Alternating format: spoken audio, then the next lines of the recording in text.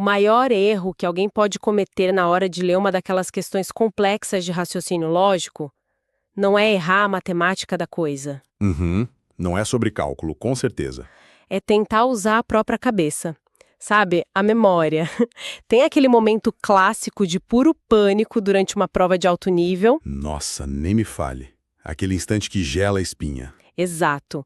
Aquele exato segundo em que a gente bate o olho num parágrafo gigantesco que diz, tipo, 3 pessoas usam 3 camisas de cores diferentes, têm 3 profissões distintas e o advogado não usa azul, mas é mais velho que o motorista. É a receita para o desastre mental.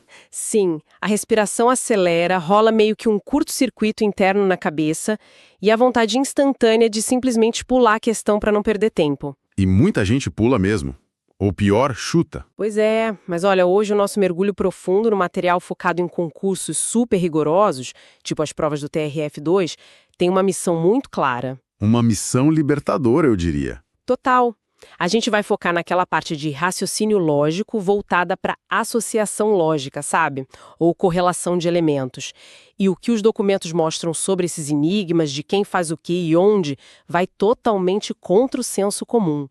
A quebra de expectativa gigante. É que resolver isso não exige nenhuma fórmula maluca, e ninguém precisa ter um QI de gênio para gabaritar. O que separa o acerto do desespero é só a aplicação de um método de organização mecânico e implacável. E essa constatação muda totalmente o jogo para quem está prestando essas provas. O material que a gente está dissecando hoje deixa muito claro que a grande dificuldade não está no raciocínio abstrato em si. Não, então qual é o grande vilão? O verdadeiro vilão, tipo, a força motriz por trás de todos os erros, é o colapso cognitivo. É a pressão do tempo esmagando a mente. É o famoso dar um branco na hora H. Exatamente. O nosso cérebro tem uma capacidade fabulosa de reconhecer padrões, sabe? Mas a nossa memória de trabalho, aquela de curto prazo que a gente usa para manter as informações ativas ali na hora... Ela é minúscula, né? É muito pequena. Tentar cruzar dados relacionais só lendo o texto é como tentar rodar um software pesadíssimo de última geração num computador com a memória RAM lá dos anos 90. Nossa, boa analogia. O computador até tenta, mas não vai. Pois é. O processador até entende a lógica do que precisa ser feito, mas a memória lota quase que instantaneamente. E aí, o sistema congela. Trava tudo. Então, o objetivo dessa nossa análise hoje não é ensinar ninguém a pensar melhor. Não, de jeito nenhum. É mostrar como descarregar esse excesso de informações da mente direto para o papel. Transformando um enunciado que foi feito propositalmente para te confundir num mecanismo visual de solução ultra rápida. Tá, deixa eu destrinchar isso rapidinho para ver se eu peguei a lógica real da coisa. Porque, à primeira vista, parece que é um treino de memória, né? É o que todo mundo acha. Mas o argumento central é justamente o oposto. É sobre abandonar completamente a confiança na memória de trabalho. E é por isso que o material bate tanto na tecla de uma regra de ouro, o tal do princípio da correspondência bionívoca. O nome é feio, eu sei, assusta um pouco. Assusta, é um nome super técnico. Mas, na essência, dita uma regra de exclusão mútua, certo? Num cenário padrão dessas provas, cada elemento de um grupo vai se relacionar com apenas um elemento de outro grupo. Perfeito. 1 para 1. Então, se a gente tem 3 pessoas, A, B e C, e 3 profissões, X, Y e Z. Se a prova diz que A é X, isso não é só um dado isolado para guardar na cabeça. Não mesmo. E esse é o ponto de ruptura onde a maioria da galera perde o controle da questão. Sério? Só com uma afirmação simples? Sim, porque uma afirmação positiva, tipo A é X, funciona como uma granada de fragmentação. Ela espalha um monte de negativas implícitas. Quando você descobre que o A é o X, a consequência imediata é que o A não pode ser nem o Y, nem o Z. E ao mesmo tempo... Exato, simultaneamente cria-se o fato de que nem o B nem o C podem ocupar a vaga do X. Nossa, é como o clássico jogo da dança das cadeiras. Excelente. É bem por aí. Imagina a cena, a música para, alguém corre e senta numa cadeira, aquela cadeira específica, a partir daquele milissegundo, deixa de existir para o resto do mundo. Ninguém mais senta ali. E aquela pessoa que sentou também perde a capacidade de sentar em qualquer outra cadeira do salão. A ação afirmativa de sentar elimina uma avalanche de outras possibilidades na mesma hora. A dança das cadeiras ilustra super bem essa ideia de exclusão básica, de perder o assento, sabe?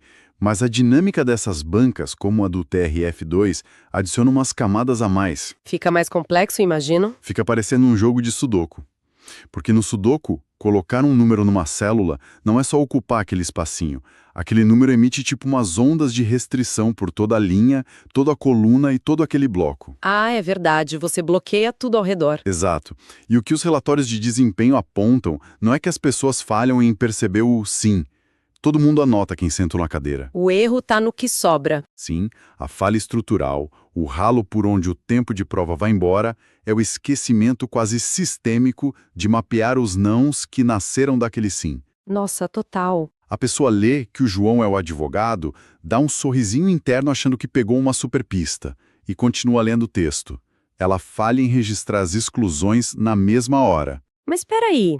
Se esse mecanismo de exclusão é tão poderoso assim, e o segredo é caçar essas restrições, por que é tão difícil fazer isso na hora da prova? Porque as bancas são espertas, né? Pois é, o enunciado não vai entregar essas informações sublinhadas em neon amarelo.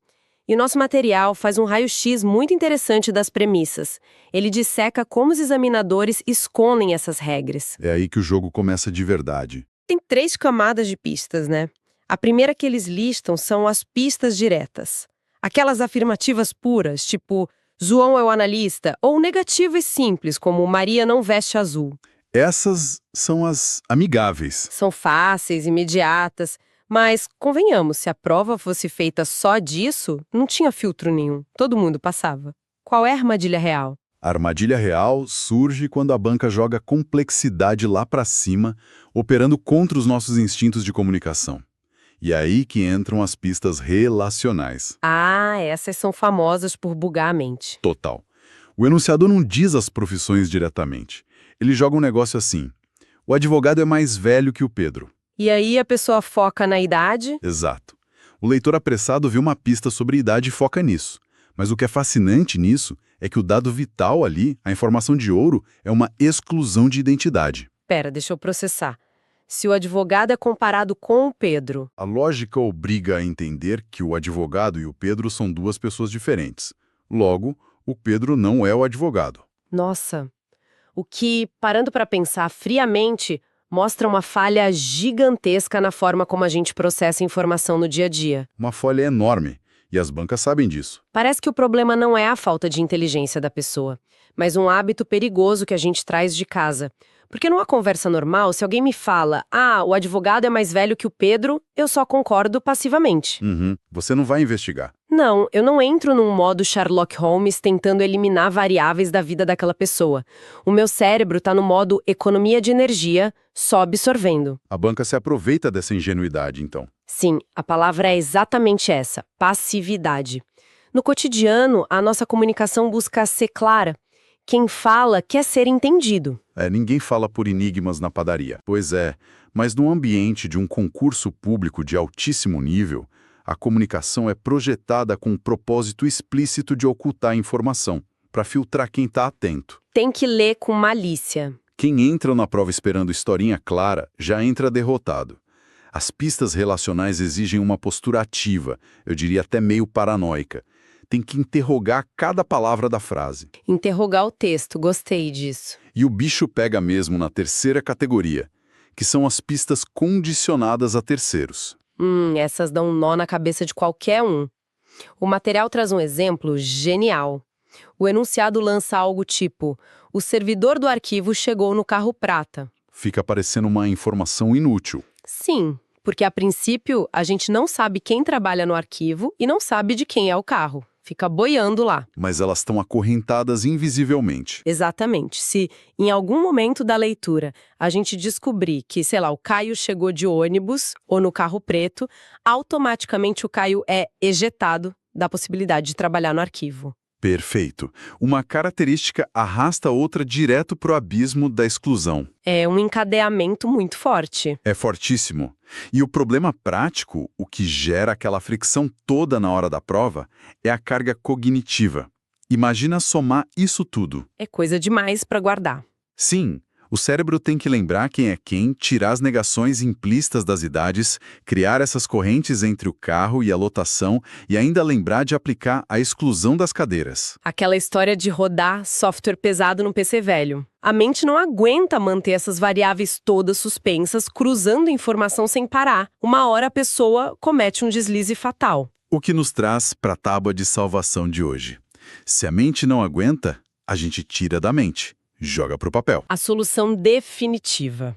E o que os especialistas recomendam não é fechar o olho e pensar mais forte. É construir uma matriz de correlação. A famosa tabela de dupla entrada. Isso, aquela grade usando só a letra S para sim e N para não.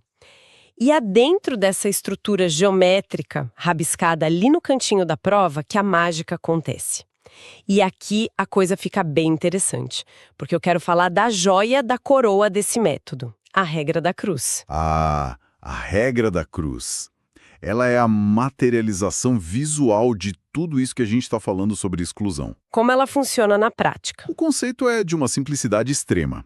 Sempre que quem está fazendo a prova colocar um S na tabela, confirmando uma ligação entre duas coisas, vira um dever absoluto na mesma hora preencher o resto daquela linha e daquela coluna com N. Dentro do mesmo bloco de categorias, claro. Sim, no mesmo bloco. E olha, não é uma dica, tá? Não é opcional. É uma exigência mecânica para o método não falhar. E a beleza disso é o alívio mental que dá. Não precisa mais ficar divagando, peraí, se o Beto é o técnico, será que o André... Não, corta isso. Corta na raiz. O visual responde por você. A regra da cruz funciona como um campo de força. O efeito dominó é absurdo. Porque o poder não está no momento em que você acha o sim. O poder avassalador está na quantidade de nãos que um único sim derruba no tabuleiro em tipo 3 segundos. Sim, você limpa as possibilidades da questão no automático. O raciocínio vira reflexo motor. O candidato nem pensa, ele só preenche a grade. E transformar o raciocínio em reflexo mecânico é o grande atalho para ganhar velocidade, né? Sem dúvida. A tabela absorve a complexidade e a ansiedade despenca. A pessoa para de tentar visualizar 3 caras com camisas coloridas rodando por salas diferentes. E passa a jogar um joguinho de preencher a lacuna. Fica bem mais leve. Bem mais leve. A abstração densa vira um caça-espaços vazios. Tá, a teoria faz muito sentido, mas a prova de fogo é a aplicação real. E o nosso material traz um cenário construído exatamente nos moldes do TRF2 para a gente testar essa regra da cruz. Vamos descer para a arena. Como é o cenário? Temos uma situação com 3 servidores fictícios, André, Beto e Caio. Eles vão assumir 3 cargos, analista, técnico e oficial de justiça. Certo, 3 pessoas, 3 cargos. E as vagas estão em 3 locais diferentes, vara criminal, vara civil e juizado especial. E claro, o texto sempre termina com aquela frase que assombra muita gente. Não necessariamente nessa ordem. Clássico. Bom, o passo 1 não é nem ler as dicas analiticamente. É construção bruta.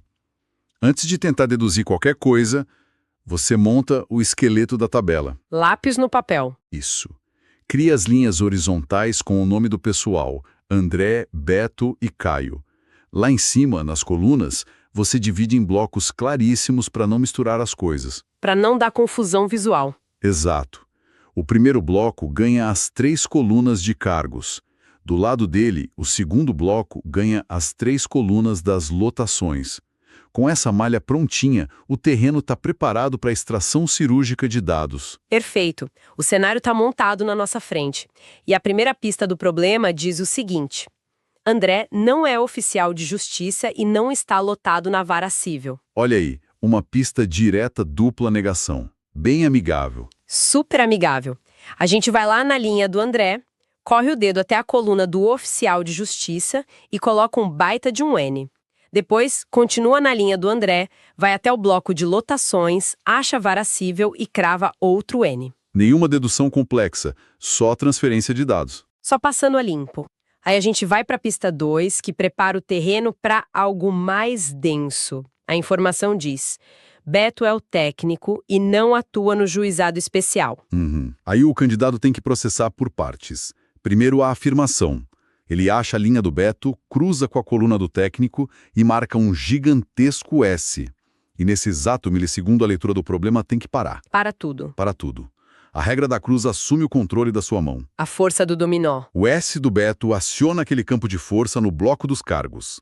A coluna do técnico inteira é varrida? Exatamente. Se o Beto ocupou a vaga de técnico, você lança um N fulminante na linha do André para técnico e outro N na linha do Caio. A vaga sumiu do mapa para eles. E a linha do Beto também é varrida, né? Ele já é o técnico, então bloqueamos as colunas de analista e oficial para ele. Tudo ganha N. E ainda tinha a segunda parte da frase. O Beto não tá no juizado. Vai lá um N solitário na linha do Beto no bloco das lotações. E agora que a mágica da tabela grita na nossa cara. É hora do fenômeno do isolamento por eliminação. Se a gente olhar o quadro geral agora focando só no bloco dos cargos, surge um padrão claríssimo. Sim, se a gente olhar horizontalmente para a linha do André, a geometria mostra que a casinha de oficial de justiça já tem um N daquela primeira dica. E a casinha de técnico acabou de ganhar um N por causa da regra da cruz do Beto. Então o que sobrou pro coitado do André? Ficou só um espaço em branco.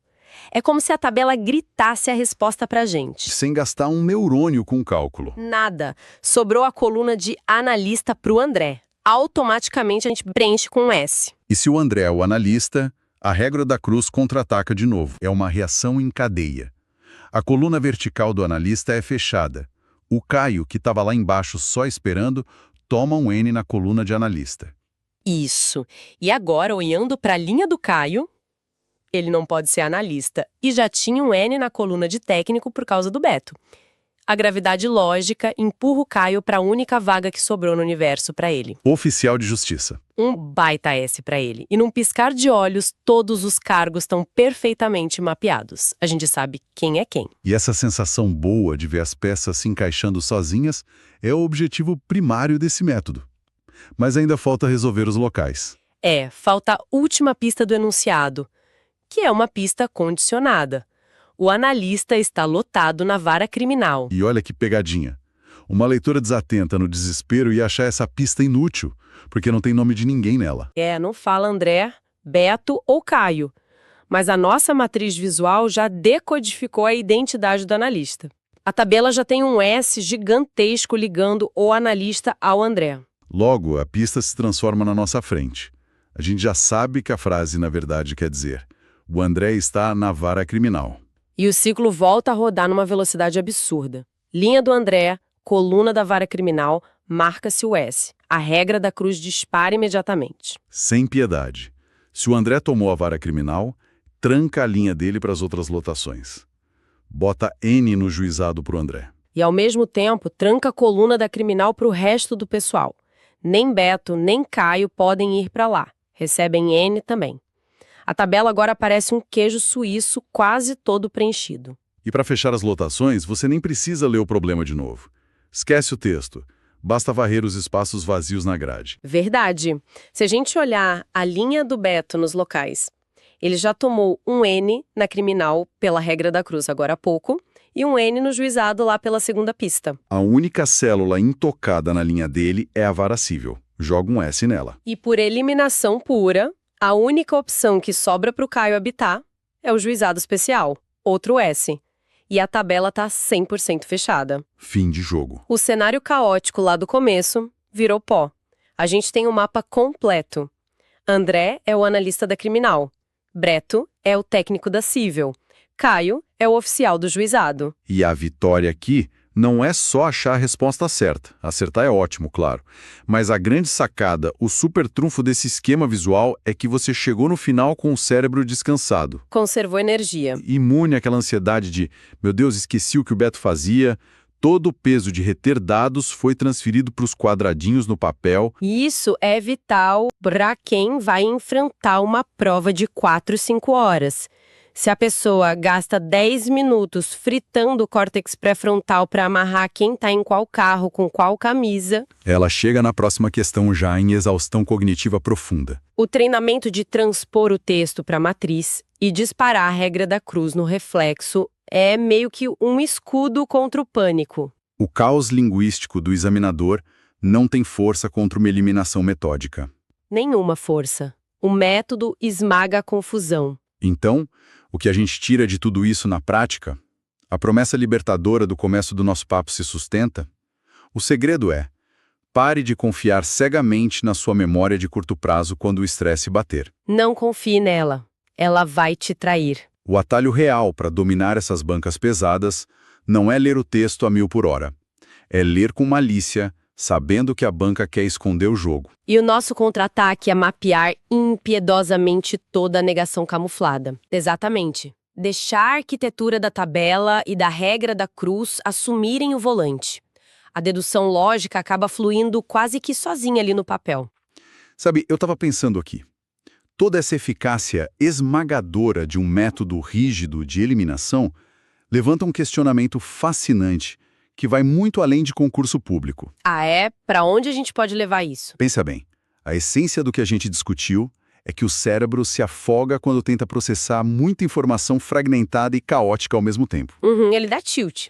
Mas se uma simples grade num pedaço de papel, combinada com essa eliminação fria e mecânica do que comprovadamente é impossível, conseguem organizar um enunciado maluco em minutos, Aonde você quer chegar? surge uma reflexão maior. Em quantas outras áreas críticas do nosso dia a dia, que estão sempre cheias de ruído, desinformação, boatos soltos, a gente não poderia tomar decisões infinitamente melhores e mais rápidas? Nossa. Se a gente simplesmente tivesse o rigor de, primeiro, mapear e eliminar, sem dó nem piedade, todas as opções e narrativas que a gente já sabe que não param em pé? Caramba. É uma perspectiva que vira uma chave mesmo. Usar a mesma lógica fria de gabaritar a prova para limpar a poluição de informação da nossa própria realidade. Limpar o terreno para ver o que sobra. Sensacional. E é com essa reflexão super poderosa sobre reestruturar como a gente lida com o caos ao nosso redor que a gente encerra a exploração de hoje. Foi um papo excelente. Foi ótimo. Valeu demais para quem acompanhou a gente até aqui, desmontando essa máquina lógica. Um abraço e até o nosso próximo mergulho profundo.